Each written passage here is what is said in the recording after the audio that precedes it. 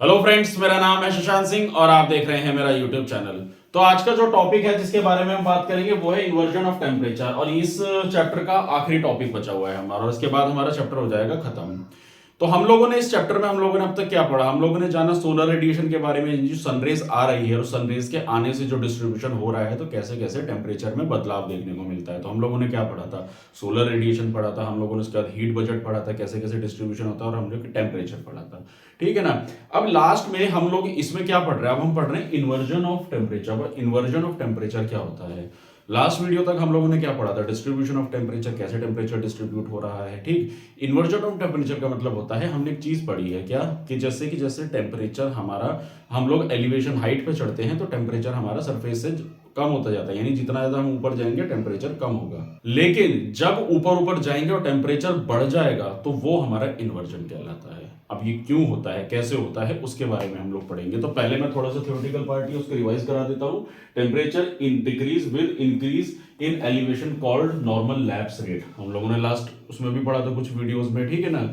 उसके बाद आता है सिचुएशन चेंज कॉल्ड इन्वर्जन, और जब ये सिचुएशन बदल जाती है तो हम इसी को इन्वर्जन कहते हैं, टेम्परेचर में बदलाव। यानी कि जैसे जैसे बढ़ेंगे तो टेम्परेचर घटता है, लेकिन यहाँ पे क्या हो रहा है, जैसे जैसे एलिवेशन पे बढ़ेंगे टेम्परेचर भी बढ़ेगा। अब ये क्यों हो रहा है वो कंडीशन में बताता हूँ। देखिए होता क्या है, the long winter nights with clear sky. तो ये बात हो रही है दरअसल ठंड के मौसम की। ठंड में आप लोगों ने अक्सर देखा होगा कितनी फॉग होती है, धूप नहीं निकली होती है।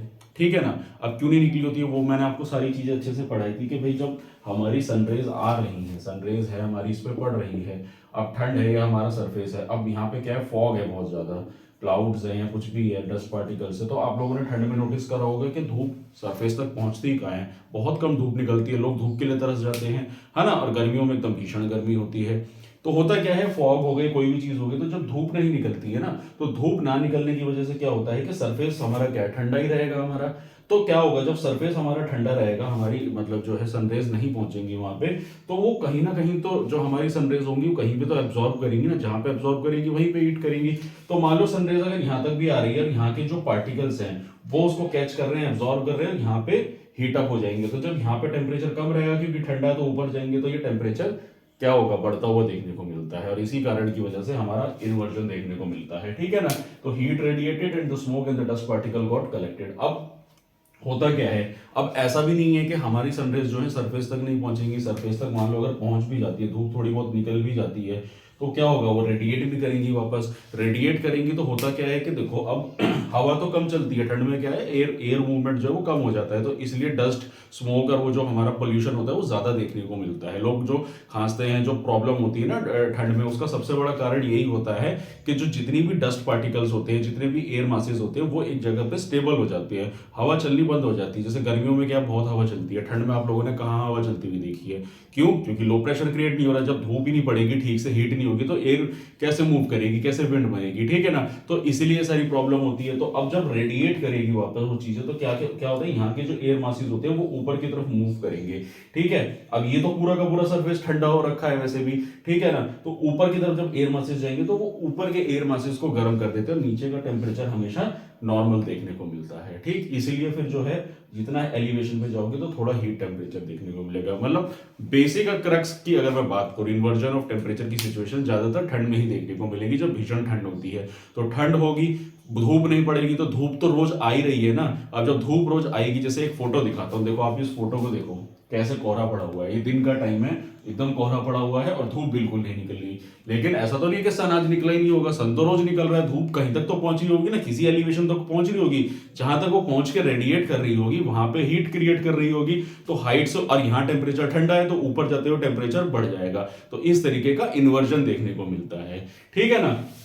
उसके बाद inversion take place in hills and mountains, और यहाँ पे ज्यादा देखने को मिलता है हिल्स और माउंटेन्स पे। क्यों? होता क्या है कि देखो ये वैली होती है, इस तरीके के माउंटेन्स होते हैं। अब cold air flow down due to gravity. अब ग्रेविटी क्या, हर चीज को खींच के रखती है, एयर मासेस को।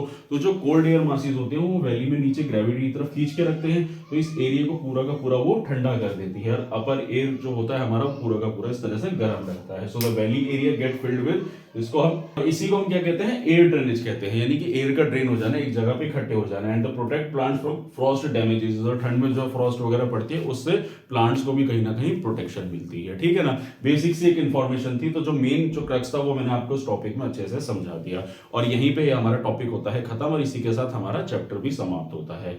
तो आई होप आपको चीजें अच्छे से क्रिस्टल क्लियर होगी होंगी। छोटा सा टॉपिक था, ज्यादा वो नहीं था कि ठंड में बस एक इन्वर्जन के बारे में बताना चाहता, तो वही चीज थी ये। तो यहीं पे टॉपिक की समाप्ति होती है और हमारा चैप्टर भी खत्म होता है। अब हम अगली वीडियो से मिलेंगे एक नए टॉपिक के साथ, एक नए चैप्टर के साथ।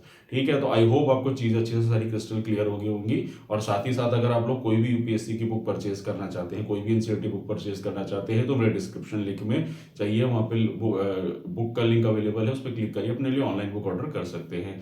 तो आज के लिए इतना ही। और अगर आप लोगों को मेरा काम पसंद आ रहा है, अगर आप लोगों को मेरी वीडियो अच्छी लग रही है, तो मेरे चैनल को सब्सक्राइब कीजिए, मेरी वीडियो को लाइक कीजिए, कॉमेंट में अपना सजेशन दीजिए, और कोई डाउट है तो कमेंट सेक्शन में भी जरूर डालिएगा, ताकि मैं उसको जल्दी से जल्दी रिप्लाई कर सकूं। तो आज के लिए इतना ही, मिलते हैं नेक्स्ट वीडियो में। Thank you very much.